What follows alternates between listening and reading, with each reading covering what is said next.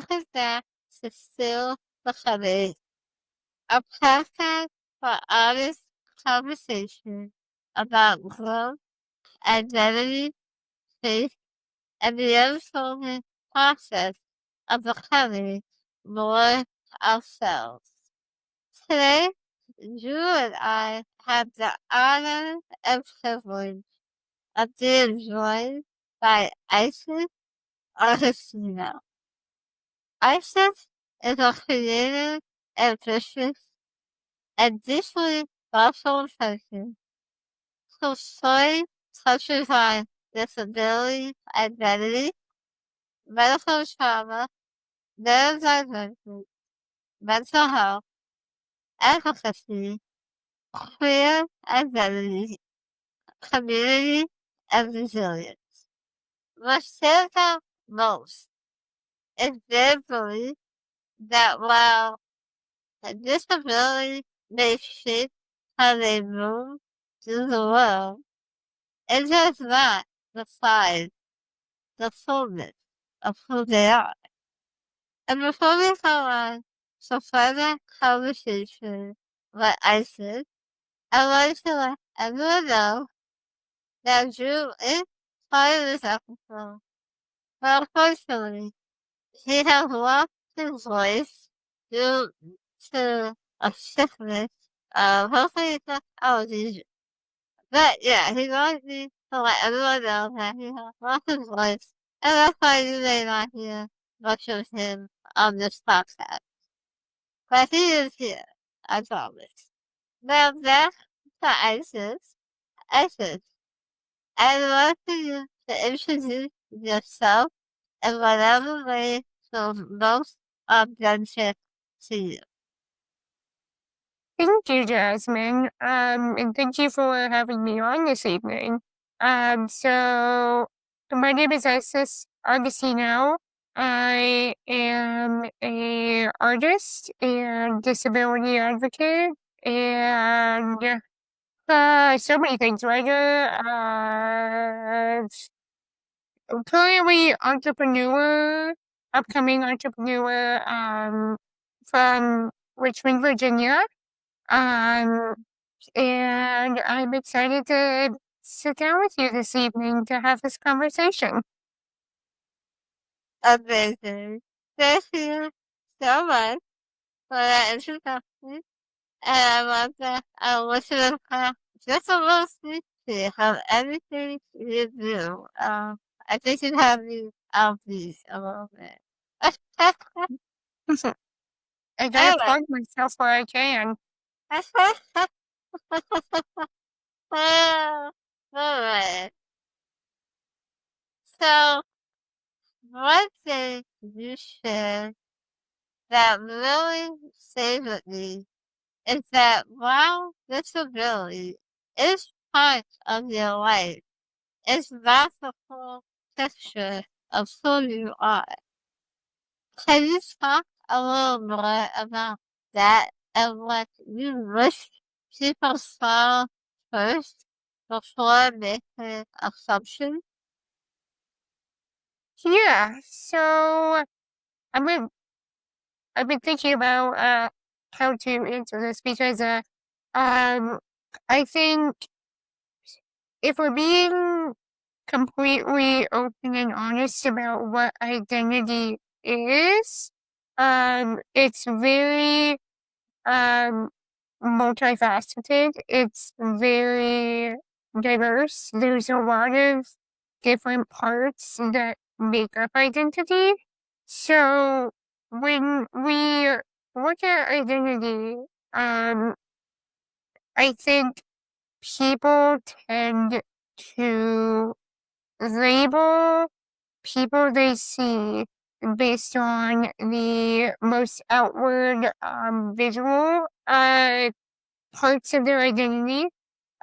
So for me, I am very visually disabled. But I also frequently say that it's actually kind of like an oxymoron in a way, because disability is both extremely relevant and also extremely irrelevant in my life on a day-to-day basis.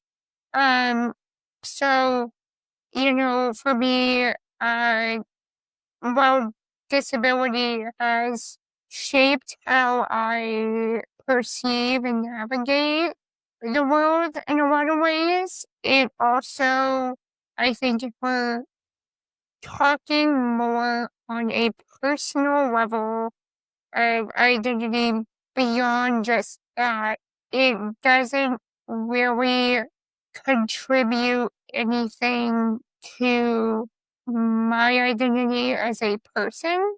Um, for example, I may be disabled, but that doesn't really shape anything in regards to the fact of, for example, am someone's child, I am someone's sibling, I am someone's uh, friend. It doesn't really shape things that I'm interested in that don't affect it.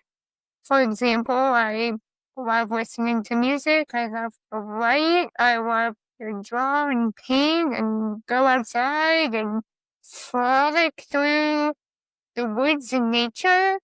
Um, so I think when we talk about identity, we need to acknowledge that it's not a rigid spectrum or a rigid chart or a rigid whatever it may be.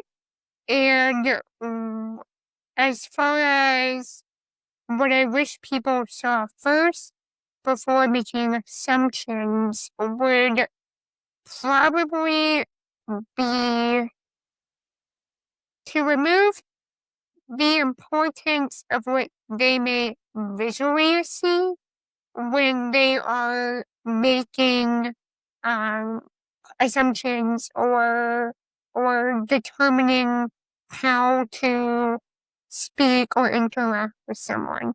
That would probably be my biggest wish because while I am very visually disabled, as we are witnessing here, I can have a conversation with you, I can talk to you, I can, make jokes sometimes. I do like making jokes. And I think people tend to base their interaction with people with disabilities purely from a visual uh, gauge of their disability versus actually attempting to speak to them or interact with them or whatever it may be with that person. Yeah, that was all well said. And I can totally relate on so many levels. Like, again, someone to people feeling, again, like, disability, very visible too. And that shit to block people from learning things about you. And like you said, Okay. there's so much more than I'm disability. And just because you have a physical disability, it doesn't mean they can't still enjoy life. Still have passions and still have things we wanna pursue. So I think Oh, yeah, absolutely. And that's the thing about it because, like, I think people's perception of people with disabilities is that we're essentially miserable and we do nothing all day and we're super sad. And yeah. although I do like to be sad sometimes, but that's beside the point. Yeah. Um, but like I've had people almost in a condescending, or maybe not condescending, but like in a patronizing way, like be surprised that I Yes. have friends, and I'm like, what do you think I do? Like, Like, am I just supposed to hide in the corner of my house and just like, I don't know. I don't know what I would do if I just kind of hid in the corner of my house. Maybe I would secretly become a super skilled and talented staring contest competitor. Yes, that's exactly what I would do. If I did not have friends, that's what I would do. But it's kind of like, just, it's a, our lives, yes, it is integrated with disability, and for those of us with very visible disabilities, I think people tend to equate the visual severity with cognitive ability, and that Yeah, is never the case. Absolutely never the case. yeah, amen for that. Okay, so you also describe yourself as creative and ambitious, which you really are. It's ambitious. So, so I would want to hear about the dreams of passion that you feel are most important to you right now. Ooh, opportunity to self-promote. I love it. So currently, when it comes to dreams and passions, a lot of the stuff I'm currently working on is in the early stages. So currently, I have my visual art and design business, called The Other Side RVA, which I actually just filed a request for the fictitious name certificate with the state of Virginia, which essentially is a piece of certification you need if you're a freelancer or a a sole proprietor business that operates under a name that is not your legal name. So me being me, I just filed for that today, which I'm excited about because my big dreams and passions for that is to grow that to not just be a art and design business, but essentially as a entity that can help collaborate and raise funds for mutual aid and local organizations and charities and so forth. So that's my big, like, goal for that. And I fortunately have, for, for the most part, nailed a current collaboration agreement with, uh, a group I cannot name yet because that will be out until July, but trust me, it's going to be really cool. But one of the ways I want to start doing that is by holding limited supply merch drops throughout the year in collaborations with either other organizations, other artists, musicians, businesses, brands, and so forth. So the only thing I will disclose about the one that's currently locked in is the theme is Disability Pride Month goes punk rock, and it's going to be sick, and it's going to be epic, and everyone's going to love it. But outside of that, the other goal and passion for that is to I ultimately just increase representation. So, like, for example, my first retail contract I got with a local art collective called Passion Project earlier this year. One of the sets of products that I am selling are pride stickers. So I've been trying to get as many of those out. So, you have all your basic ones like bisexual, gay, lesbian. Me being me, I put pansexual because I'm selfish and wanted my own sexual orientation there. And I can do that because I have the power. Tee hee. Um, Right. and then like gender identity. So we have transgender, non-binary. I wanna I wanna expand that more too because I know there's a lot of different gender identities that especially get missed when it comes to representation. We have a disability pride sticker that's out. And I definitely want to do more for that when we get closer to Disability Pride Month, which would also cross over into the current limited merch supply drop I have locked in. But I think for a lot of my art goals within that, outside of like financial, raising for funds and stuff for the joy community, so on and so forth, is to make people feel seen and represented. Because I think there always is room for more diversity when it comes to representation. One of the ways we normalize people who are different from us is through representation. One of the ways we feel a sense of belonging is by seeing representation of people like us, whether it be in movies, music, art, advertisements, fashion, so on and so forth.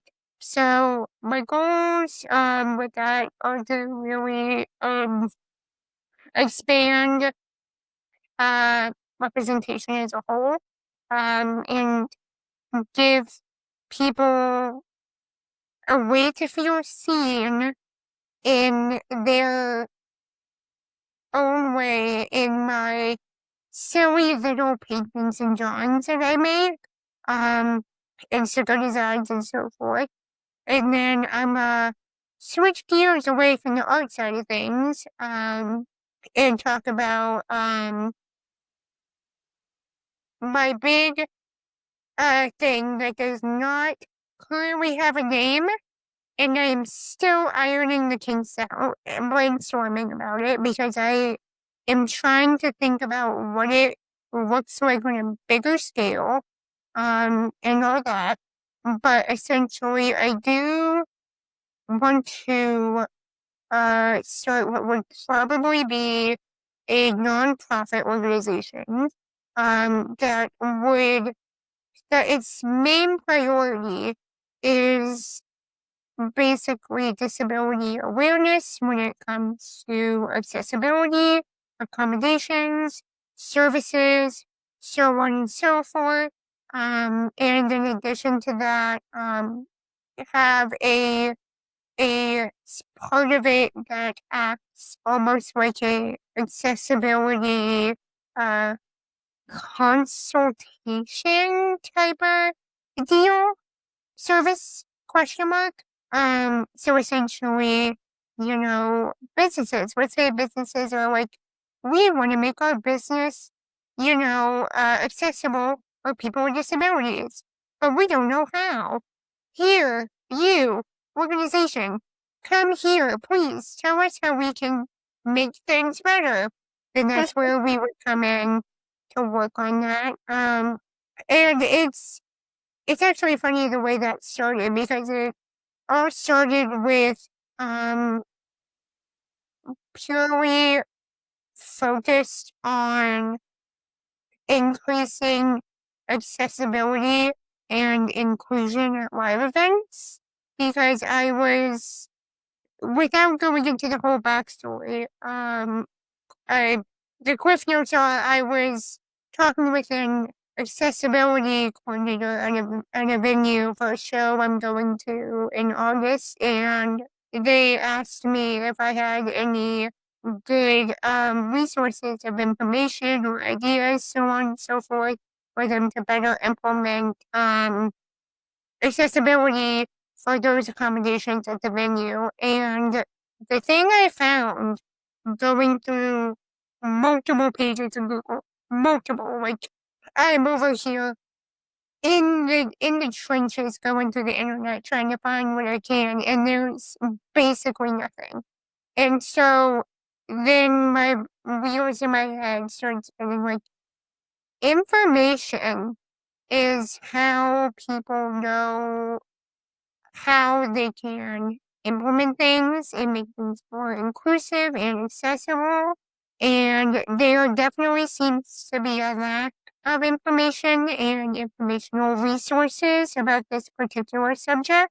So that had turned into me now creating an entire live event, accessibility, equity, and inclusion, um, guidebook for venues and live events, along with one for the other side of people who are attendees, because the other part about that I have unfortunately learned is that when it comes to accommodations and accessibility, a lot of people with disabilities are not fully aware of the things they can ask for or the accommodations they can get or how to navigate that process to get it effectively and so on and so forth. So originally it just started with me being like, oh, what if I just, create this informational resource guide for live events, which then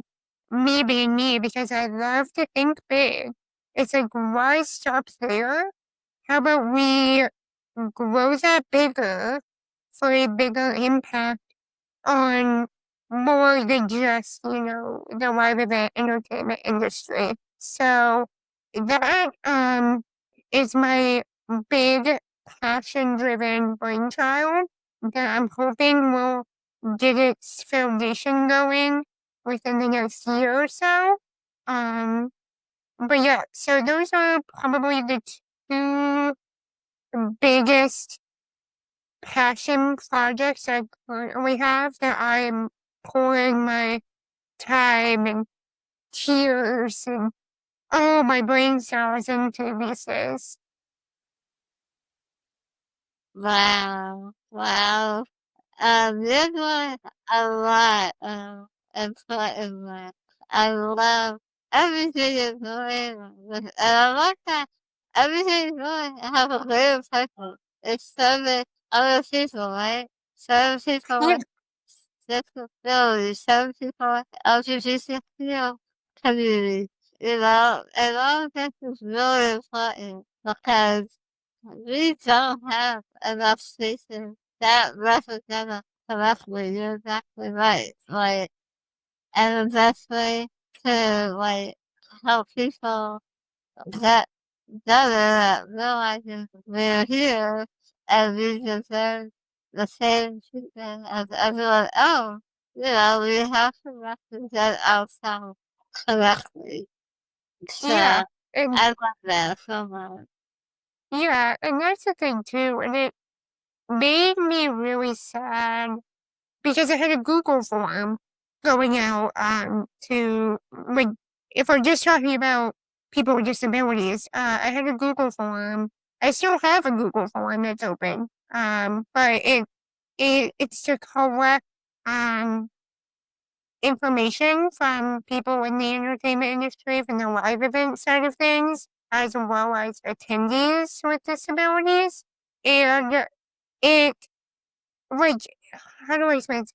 It's so funny because I understand completely, because even beyond just, live events, I've definitely had my fair share of accessibility issues and so on and so forth. But there's something about looking at a Google form statistics pie chart where a majority of the people with disabilities are stating that they do not feel that they are equal in their experiences or financially to those without attending events, or at times seeing people write that the amount of um, inaccessibility and the um, exclusion, because people don't talk enough about that either, and it's beyond just a live event thing, but inclusion. So you can be accessible, but you may not be inclusive. And that is something that is not talked about enough. And it brings me sadness when I was reading statements saying like, oh well, I kind of just stopped trying to go to shows or events due to the lack of, accessibility and equality and so on and so forth. So it's definitely something that's beyond just the entertainment industry that needs to be talked about more. Because like I said, even though you can put a ramp on your business door and I can get inside, but that does not mean the rest of your business is accessible. It does not mean that you are inclusive to those of us with disabilities. It does not mean any of that. And something that often gets overlooked is that inclusivity in social settings. Yeah, yeah, that I have really believed that as a social aspect, and it's something that really underlies me because I feel like a lot of places are trying to have makeshift accessibility, like you said, Mm-hmm. go lamp down and look at this that is that's enough. No, it's not enough, right? And true inclusivity is like some people have to change their attitude about again people with disabilities.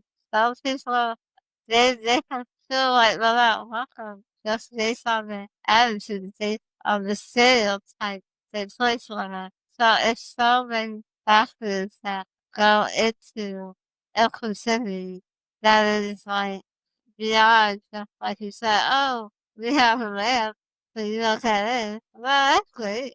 But, Yeah. you know, so I love And that. that, yeah, well, and that's the thing too. I think, when people view accessibility, it's just, oh, if we put a ramp here, it's fine. And it's more than just like if we're really gonna go big when we're talking about this, which this seems to be the perfect place to talk big and deeply about these things, is Yeah, that the reality is there are so many other factors regarding accessibility, inclusion, equality, equity that are not acknowledged. It's in language, it's in representation, it's yeah, in with building accessibility, it's in social norms. It's everywhere. And so I think, and the other part about that is people tend to forget the variety of what disability is, because you can be disabled and not use a wheelchair. You can be yeah, disabled and maybe you're hard of hearing or deaf. You could be disabled and maybe you have autism. You can be disabled and so on and so forth. So really, when we think about disability, we have to get rid of the perception of disability has a look, because it doesn't.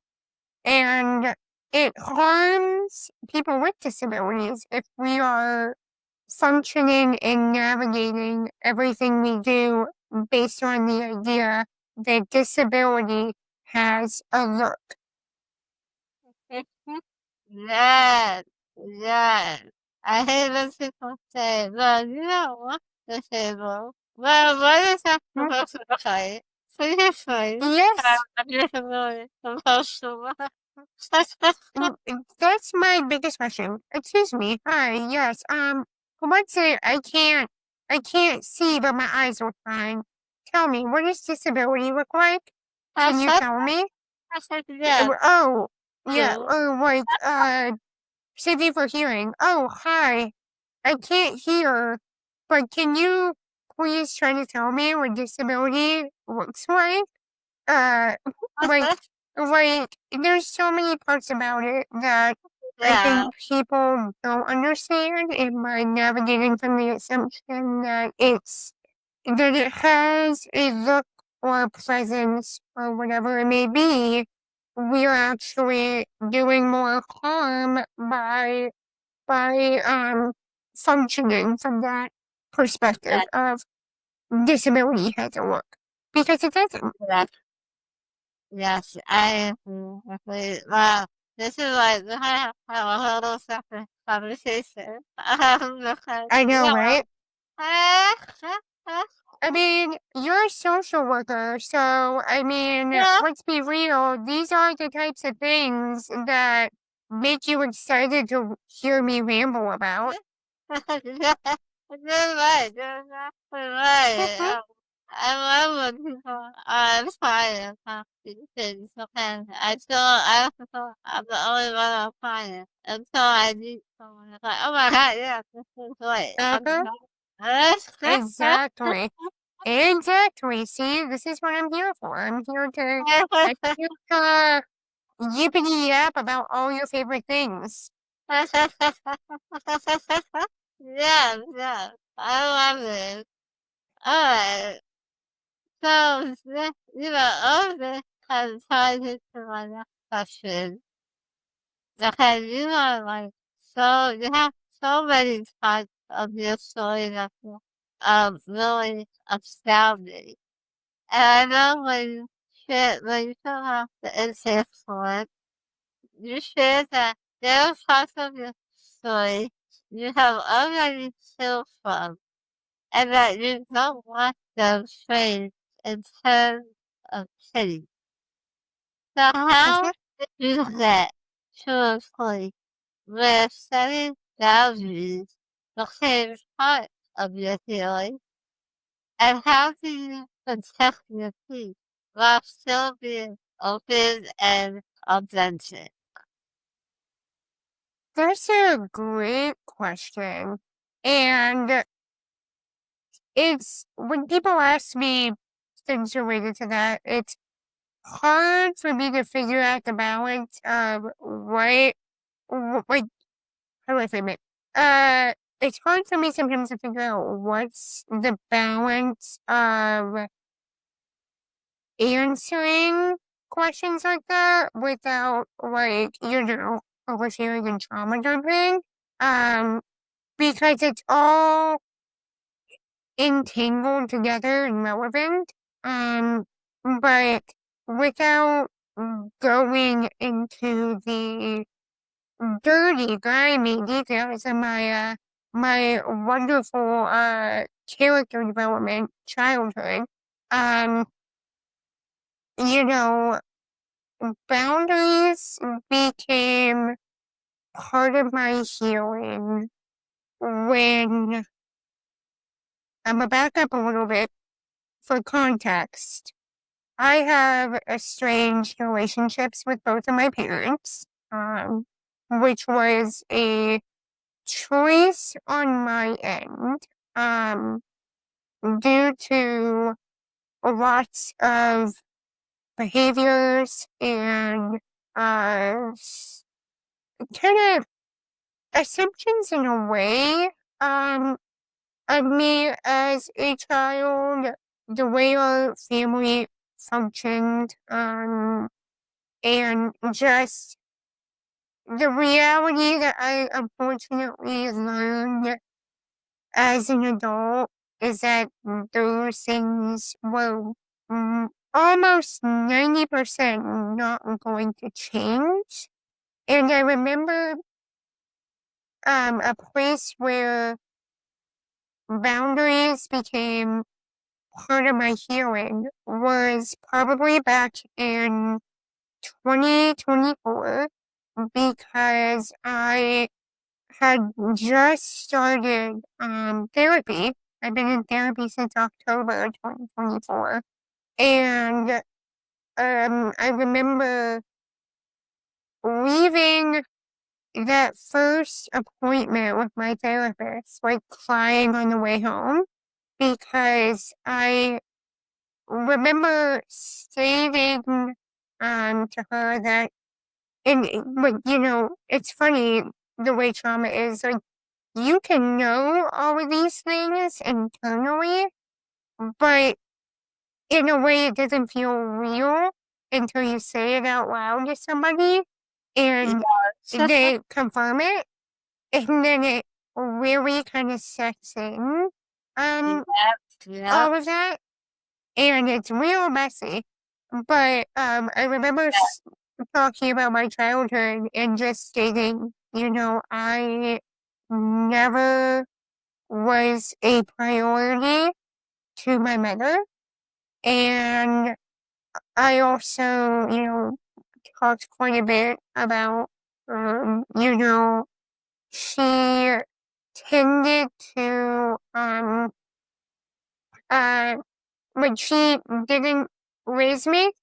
I mean, neither did my father, but she didn't really raise me, but she also had, a hand in, like, all of my medical decisions when I was a minor. And all of that stuff. And as an adult, while I was never a priority to her emotionally, um, or, just as a human, she tended to still feel she had a say in a lot of my personal choices or my, medical choices, and so on and so forth. And it came up for multiple reasons. In 2024, I was looking for an apartment at the time because I was moving out independently with in-home care services, which is what I have now, and now I live alone with assistance, which was really important to me. And I remember comments just made essentially about how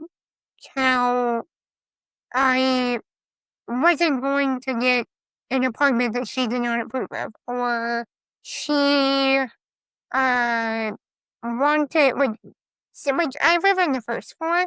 I remember something that she made a huge fuss about was that whatever apartment it was, I had to be on the first floor, because what if the elevator broke? And I had to be like, I'm sorry, but the reality is an elevator can break anywhere that I am. Anywhere. And at the same time, there's not a lot of choices when we look at affordable housing through housing voucher programs for you to be nitpicky about. And it was an accumulation of just always having the pushback from her on things, and also I think for me, because for example, I guess it's relevant. So this was probably one of the biggest things, was like before I turned 18, I remember her threatening to take me to court for guardianship, and purely based on the fact that she did not teach me the things I needed to learn to function as an adult. And instead of, teaching me, her a rational solution to that was, oh, I'm going to get guardianship and take all of your rights away from you. And that, looking back, was I think, big indicator for me on how she saw me and my capabilities. And as time went on, I remember back in 2024, like I would be talking to her, but it's like it's like every part of myself just was like sucked out of me. It's like I would deflate like a whoopee cushion. Like there was something about those interactions that really, really drained me. And it got to a point in 2024 where I essentially just said, we're not gonna talk anymore. We're not gonna have a relationship. Like this isn't okay, and so on and so forth. And there was quite a lot of things said on both our sides, some of which, I will acknowledge at the time may not have been the best way for me to phrase things. But at the same time, I'm like, after attempting to, say what the problem was very directly and have it fly over her head like a bird, that magically grew wings. Like you at that point start trying to communicate that in other ways, some of which may be anger, which doesn't make it right. But at that point, when you try to communicate, um, when you try to communicate, those problems very directly and very clearly, and it's just not hitting. That's the point where it got to where I decided, okay, if we can't acknowledge anything that's happened up to this point and we are just, sweeping it under the rug, which does not work, unfortunately, then there's not a reality where we can have a healthy relationship.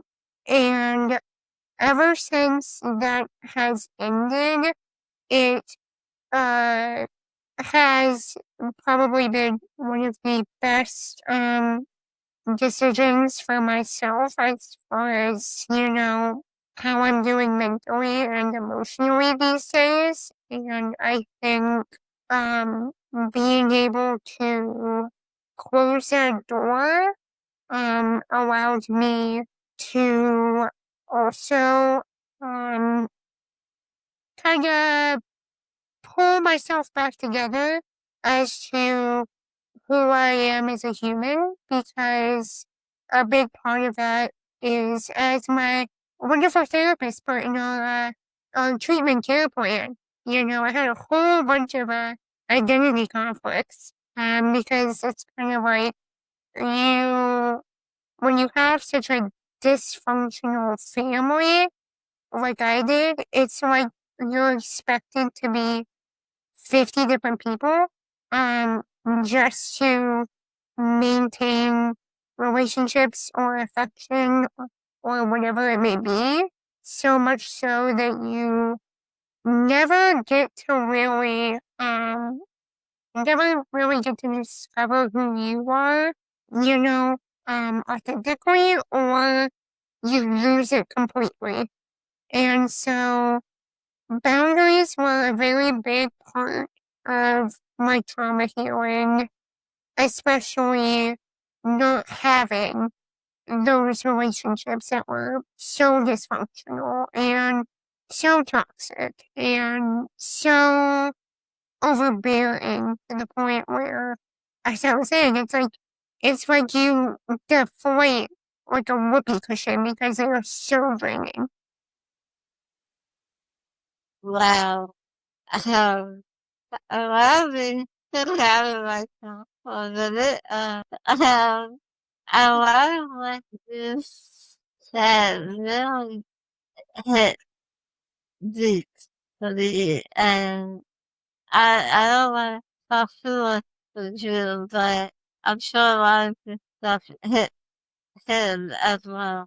Um, I really appreciate, first of all, you opening up about this very sensitive part of your life, and beautiful, vulnerable about that. I applaud you for that. I also applaud you for taking the steps you did to really look out for yourself, and like, I'm sure it was not easy to get away from your mother, especially saying to yourself over there, threatening to take your rights away. That's horrible to even hear. So I'm sorry you have to even endure that and say that. Um, and the part where you said that, I said, yeah, accepted to be accepting different people. Um, and family, that's not always accepting for me, that's what it is, right? That really hit home to me. It's like, I'm sorry, I'm crying right now. Okay. Um, Sending virtual hugs. I am reaching through the internet to give you a hug. thank you. Thank you so much.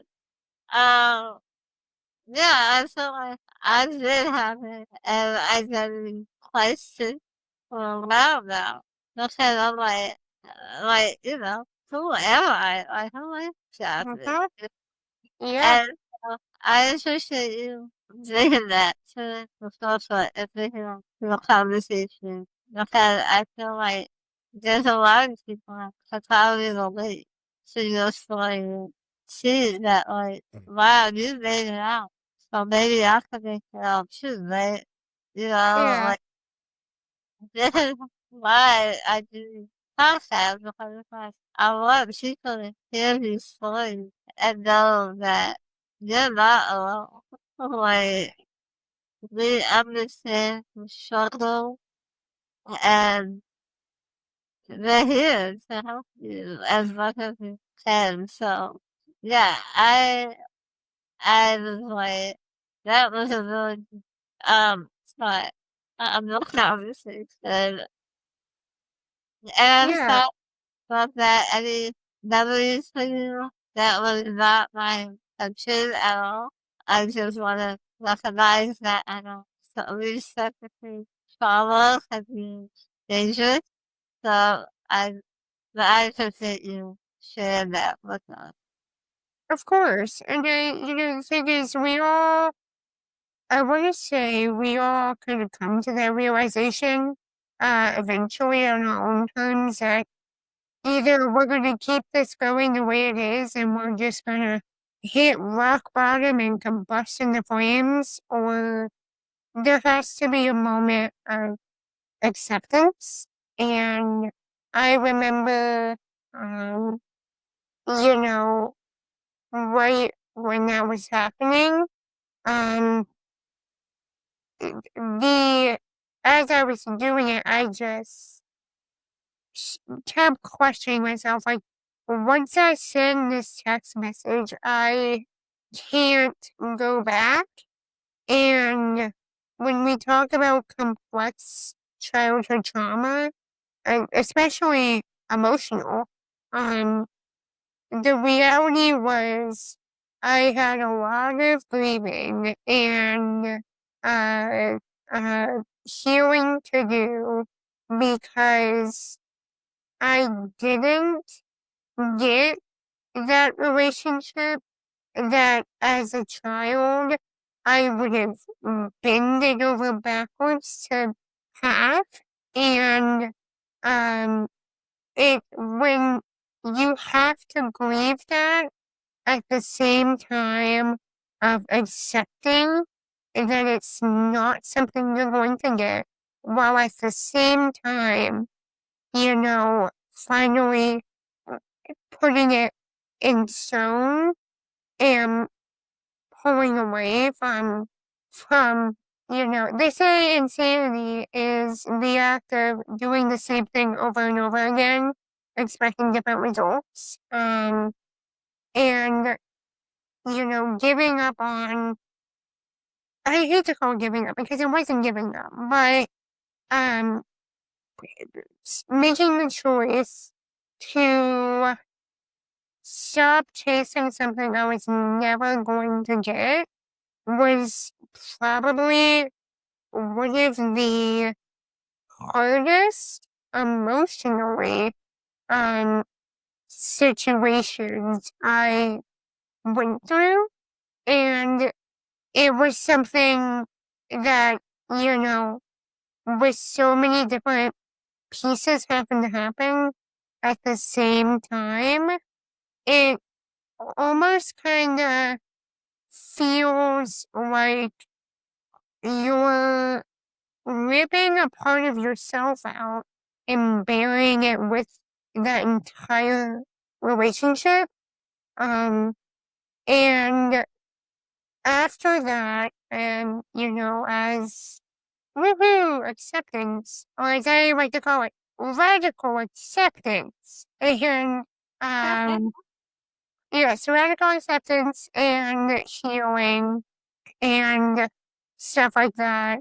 I think we start to realize that what we actually let go of and quote unquote buried was all of the pain and trauma and desperation and fear that we have been clinging to for so long by keeping those types of relationships alive. And I, it's always kind of funny because people will ask me, like, oh, how's your mom? And I'm always like, oh, last I heard she's doing good. Because internally I'm like, I know nothing. And it is usually easier to tell a white lie about it, than to go into the entire subject, Yeah. which is then usually met with, oh, but so-and-so is your parent. And I'm over here like, oh, if only you knew how much my parent traumatized the absolute beep, beep, beep, curse words out of me. Yeah, yeah. I totally get it. Like, Um, sometimes I feel like, oh, what happened? And in the moment, I will have all day to, mhm, like, explain the story. literally. And most of the time it's they're disregarded because in their eyes it's like, oh, well, that's your blood family. And I'm over here like, yes, my blood family that were horrible. And the people I consider family now who are not tied to me from a genetic standpoint are more of a family than my actual blood related family. So I think people don't like to accept the reality that sometimes it is necessary to end those relationships when they are causing, whether it be physical, which is horrendous, or mental or emotional damage to you. And I think because a lot of people don't seem to understand that, and I'm always just over here like, I don't, like, I'm sorry you don't get it, but at the end of the day, it's like, the reality is, by letting go of those relationships, I have thrived so much mentally and emotionally than I have since I popped out the womb. So I think that when I evaluate, you know, the version of myself prior to the version of myself after, it's a very clear, validating indication that that was the best choice for me.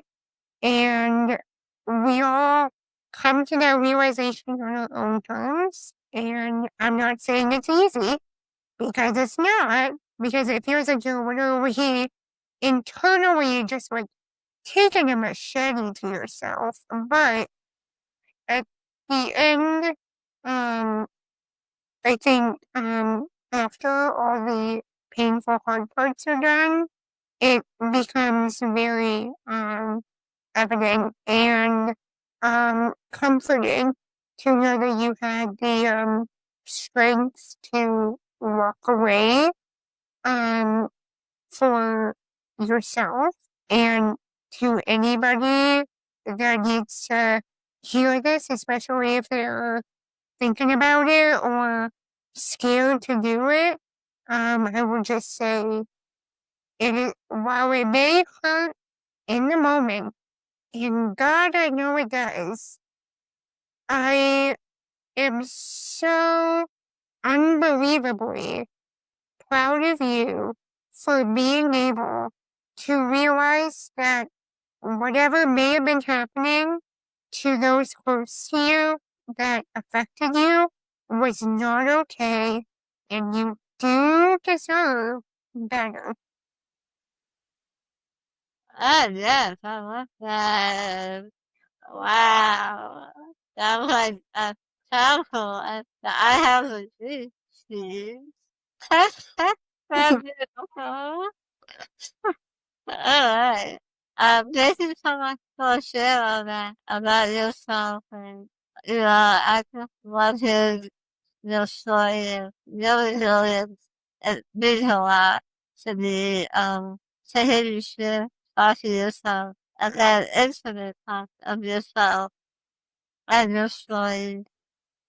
And so, because your story connects so deeply to disability, identity, neurodivergence, and mental health, how have these parts of your experience shaped the way you understand yourself? Ooh, yay, I get to overshare. I love oversharing. Um, Yeah, oh, please don't. That you are comfortable with. oh no, it's fine. I am an open book. It's usually the oversharing on the receiving end that I'm more concerned about. So when kind of going back to what we were talking about earlier, when we talk about, identity and what's multifaceted parts of it that make up who we are. Um, for all of these, oh wow, we get to trail back to my identity complex too. Yay! Um, so when it comes to disability and how it has shaped the way I understand myself, if we're starting with the big obvious one, um, I think it has made me understand how to be more uh what's the word I'm looking for? Um adaptive with myself and the things I do. I think it has helped me understand that, the power of speaking up, for what you need, and what, others need. I think, disability in all my experiences have taught me the value of diversity. It's taught me, the importance of not just being focused on my experience and needs, but those who may have disabilities different than mine or, other minority experiences, and really listening and learning. Um, and I think it has helped me to understand that, because Jasmine, I'm very feisty. I'm very confrontational. I'm very, what's the word I'm looking for? Very, headstrong, which I think for me is, and it's been a balance to learn, but I think for me, it has, definitely, helped me understand that, all of those traits about myself are valuable and extremely important when we're talking about things like accommodations for myself or, bringing up issues for someone else, whether it's about, you know, even with my businesses, because I'm over here like, you can't tell me no, only I can tell me no. Um, so I think it's definitely helped me understand, uh, myself in the context of being, adaptable and, very open-minded, along with, that lovely, fiery, feisty, go get 'em, feral, energy I tend to have when, it comes down to, you know, um, essentially, we're talking about human rights, when we're talking about all those things. It's other things too, but in the context of this, human rights, we love human rights. And then when we talk about, neurodivergence, hi, I have ADHD. People can probably already tell because I talk way too long and start jumping off the walls like a ping pong ball with my thoughts. But um, I didn't get diagnosed until I was an adult. I was actually diagnosed officially. I would say, I think it was March of last year. So right before I turned 23. And learning that about myself really helped me shift my perspectives of myself more positively because I struggled really bad in school. I, I would feel like I'm banging my head against the wall trying to figure out, why I can have so many great ideas, but I will give up so quickly and chase something else. It's something that affected my friendships and relationships. It affected me emotionally. It affected me academically. And so learning that I had ADHD was something that helped me shift my understanding about how I'm a be very neurodivergent positive here, and for a couple of seconds I'm going to know typical shame, not actually. I'm kidding, or am I? Question mark. Um, but um, the value of my brain is very high, and as I like to say, like neurodivergent brains are bright and sparkly little electric meatballs. But it like I have a level of creativity that's unmatched. I have this one's a double-edged sword, but overall a positive thing, like, hyper empathy, um, you know, complex problem solving, all super important.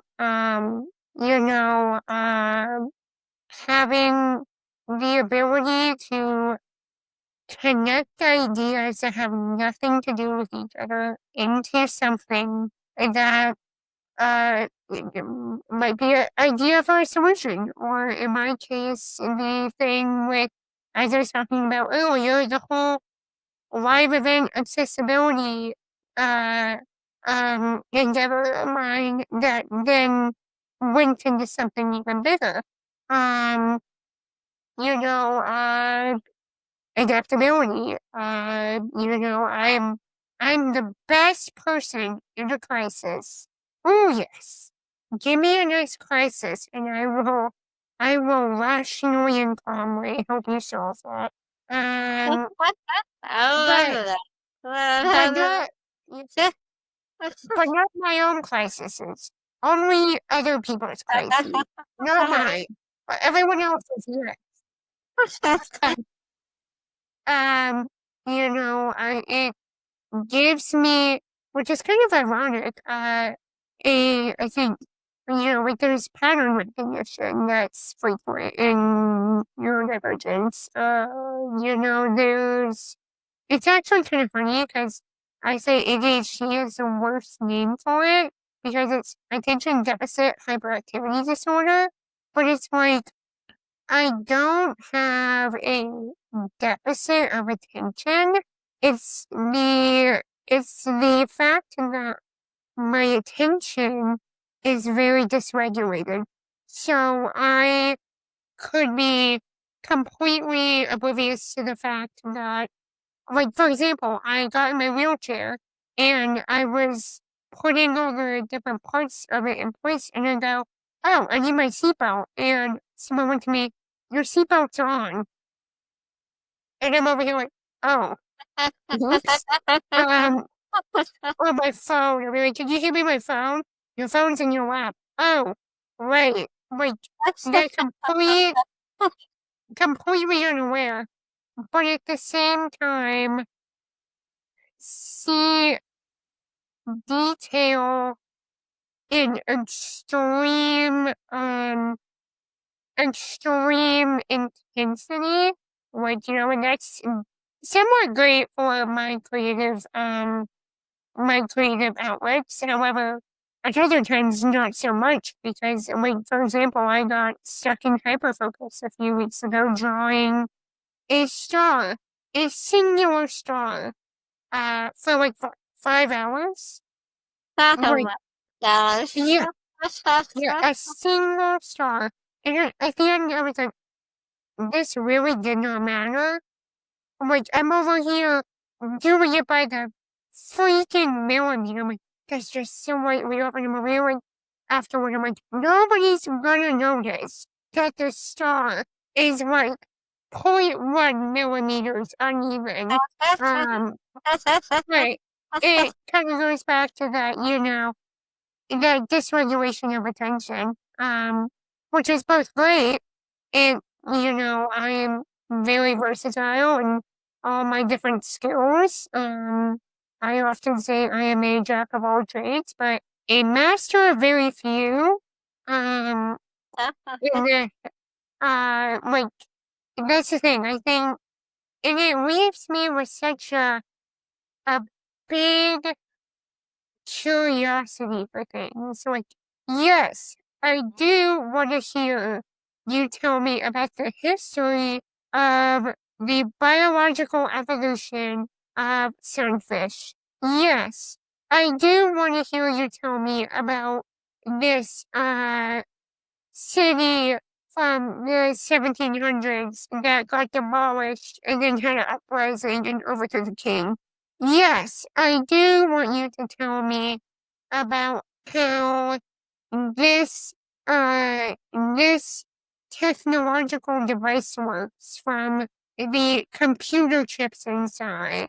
Like that that eternal crave for knowledge, which I may not always remember everything you tell me afterward, but I do crave,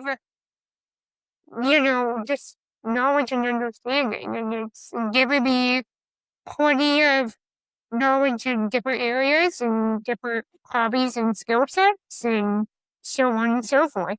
So I think, understanding my own neurodivergence really helped me shift my self-perception, which was first, my first self-perception of myself into the reality of, you know, what how my brain works and all of its yummy little uh strengths that make their way into my everyday life, and that definitely helped me understand, how I function best and what, what is the ideal way for me to be able to navigate the world in a way that is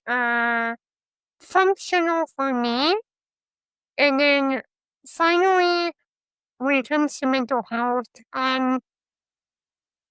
so for context, I, in addition to ADHD, hee I actually didn't know this until, afterward, but, so I also have generalized anxiety disorder, and I had a multi-year major depressive episode as a teenager, um, and so, apparently, turns out that, ADHD is something that can exacerbate a lot of these other conditions. And at the same time, um, they are comorbidities, meaning that they tend to occur at the same time as each other. Um, Oh. so yeah. So like a lot of the big ones are like depression, anxiety, OCD, I want to say bipolar is there too. I think there's autism is also can be a comorbidity with ADHD, which is then ADHD with ADHD, all the yummy, sparkly brain cells. But for me, as far as mental health goes and understanding myself better, because a lot of it was, I think, caused by my traumatic childhood experiences. I think it has helped me to understand myself um in a more paced and realistic uh perception, because when it comes to depression, if it, for anybody who hasn't had a major depressive episode that's listening to this, hi, it's like an actual living hell in your brain. It is. When, I yeah, have the I have the same condition. I don't yeah, what you're talking about. yes, like I was journaling about it last night because I'm like, huh, I think I might be having a little bit of a reoccurrence of depressive symptoms, but Also, I like I said this to my psychiatrist when we talked about it recently. I was like, see, the problem is my brain gauges depression on a scale of I want to end my life and everything is fine. So as long as I don't want to die, everything is fine. Which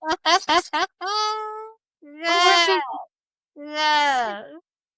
which is not how that works.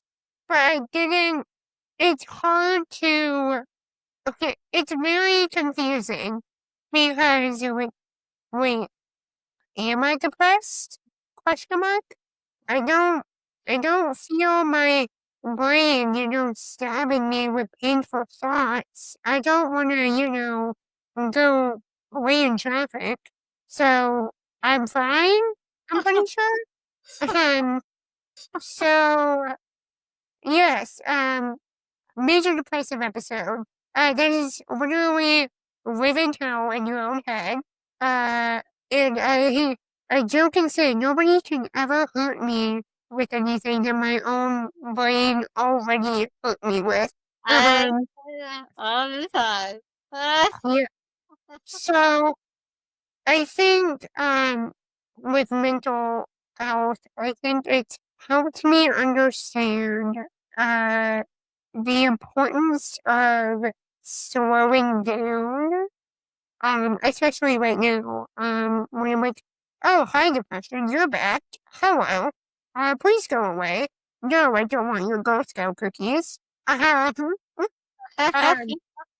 but slowing down, and being able to view things objectively about myself, because that's the other hard part about it. It's like, oh, well, I'm having success in my business. I have great relationships. I am I'm going to school starting next month, so on and so forth. And so, on one hand, it kind of feels like, why am I depressed or feeling this way? I have so many good things happening. But at the same time, remembering that everything that may or may not, fly through my head at some point is most likely inaccurate. Um, and usually those are the late night thoughts, and I am very, very aware that you should never trust impulsive or intrusive thoughts that pop into your head after 10 p.m. If I did, I would have trashed all my businesses. I would have, maybe I would have, what else? Maybe I would have, maybe I would have abandoned my house and go became a forest house, planted through the forest, undomesticated. I would have done that. Honestly, I think mentally healthy me wants to do that too, but that's besides the point. Um, you know, maybe I would, you know, send really offensive text messages to my parents. So yeah, don't trust your impulsive, intrusive thoughts after 10 p.m.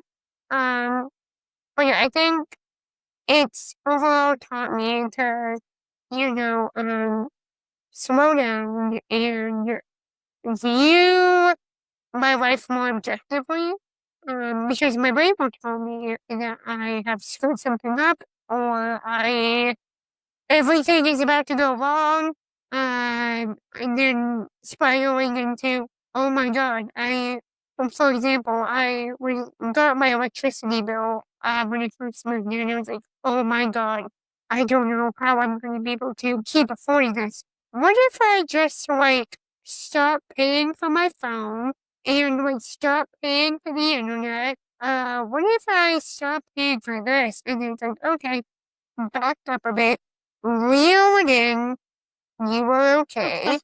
Um, um, but it's the same thing, with depression, because in that moment, things may seem really horrible about you and your circumstances. And I think there's an importance in being able to pause and zoom out and view it objectively versus what the really evil little demon brain cells in your head are telling you. And then ADHD, we went over the entirety of neurodivergence and ADHD, but I really think the importance is just, those experiences help you understand yourself more objectively and being able to slow down in life so you don't, start feeding the little rapscallions in your brain and hit rock bottom. Yeah, I love that. I had you think about life. Uh, I also had generalized attention disorder and Yes, yeah. person disorder. So I know exactly what you're talking about. Um, Sway. uh, so I love that the little advice with the trying to use things, objectively, then the question does kick in, and that is something I have to really work on because you're right, like the question takes over, I'm just, like miserable, like my life is a disaster. I'm like, I can't do nothing right, and it's just like, Uh-huh. It literally feels like your entire life is burning to the ground. yeah, And you're like, hey, help! Somebody help! Does somebody have a fire extinguisher? Please help! yeah, yeah, yeah. Oh Yeah, man, I okay. get that all too well. Yes, yeah. There's nothing else to talk about on this side. So I finally met, like, I feel like we're siblings or something. Like, we're so much alike. I love, Yes. um, that, okay, the coming so close on the sad. So my final question is, I'm still the funny. We talk a lot about growth. And who we are becoming through life experiences. So when you hear the phrase still becoming, what does it mean to you personally? And how would you describe the person of yourself you are growing into right now? That's a great question. When I hear the phrase self-improving, I tend to think more of like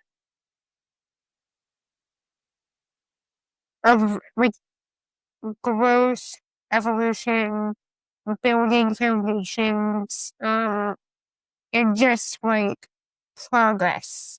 Like you are working towards something, whatever it may be, or maybe it's multiple things. Over here, I'm over here, like, I'm gonna have like 80 different businesses and also, go to school and also do this. So it can be multiple things. But it's the journey of heading towards and building things to become or achieve whatever it is that you are looking to become or, establish or achieve. Um, and how I would describe the version of myself I'm going into right now is a great question because I do not have all the answers to that figured out. But I would use that to describe the version of myself um, that is, I would say, words. growing of self understanding and self worth to be able to use, my perceptions and my knowledge and all my many, many, many different skills of random things to make something that exists in this world that did not exist before, that I personally believe is very important for the world to have, whether it be, as I said, through my little silly art and design business or this whole, accessibility organization, passion driven brainchild I have. Because I do believe that if you think the world is missing something, if you take the time and effort to start building it, other people will help you build it, and it will benefit not just, you on a personal level, but the people around you. And being able to grow into a version of myself that is um uh self-assuring and um fundamentally aware and uh you know um fundamentally aware of how valuable the things I bring to the table to create those things is extremely important, just not to me, but to people after me and to people around me who exist right now, and that being able to utilize all those things and having that level of self-confidence and perception are, highly, highly valuable to the world. So I think that's the kind of the version of myself that I've slowly been growing into over the past couple of years as an adult. And as we all do, I have much more growing to do, as we all do. Um, it's a never-ending journey. For sure, absolutely. I would say you never stop growing or learning until you're dead. So, I love that answer so much. For the record, your art and design business is not silly. It is very much needed. I know I'm benefiting from your art and design talent. So, Yeah. yes, it is not silly at all. Um, that every time to close, I want to just thank you so, so much for being here, sharing your heart, your story, so openly with us, sharing some of the most tragic parts of your life with us. It was a really profound conversation we had tonight. Drew, I know you're resting your voice there, but I wanted to know if you have anything to add before I do my closing. Me or Drew? Question mark? Drew, Sorry, my brain clicked out. I was asking Drew if he don't like to add anything. Oh yes, I've been trying to keep up with the chat down here. Yeah, no way. No, I do want to thank you so much for tuning in. I do. I learned so much. And again, I wanted to know you better off. was like that. So I love all your stories and everything.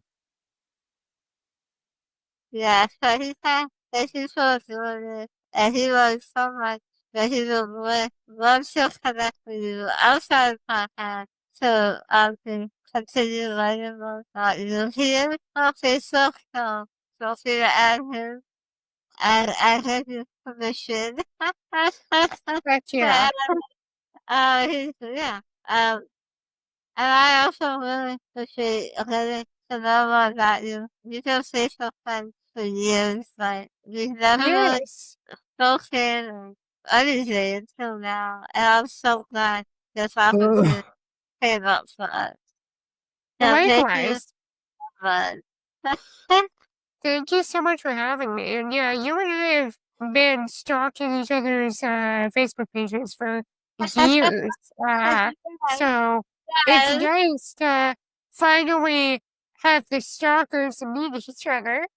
this sucks. Yes, I agree. Totally. Um, and to everyone listening, in today's conversation resonated with you, we would love to hear from you.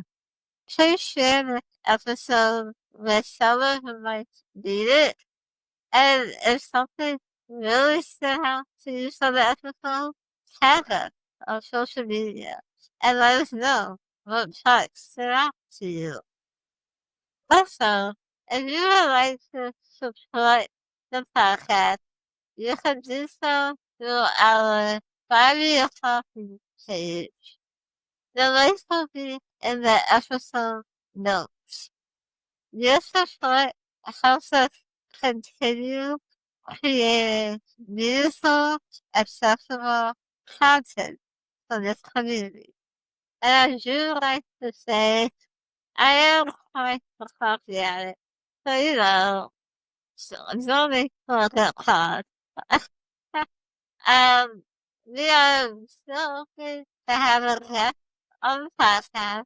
We are actually currently seeking disability allies to join the conversation. So if that's you, we would love to connect. Please email us at podcaststillbecoming@gmail.com so we can start putting together your podcast episode. Thank you for being part of this community. Thank you for showing up for yourself. And thank you for growing with us. Until next time, be gentle with yourself and enjoy the process of becoming.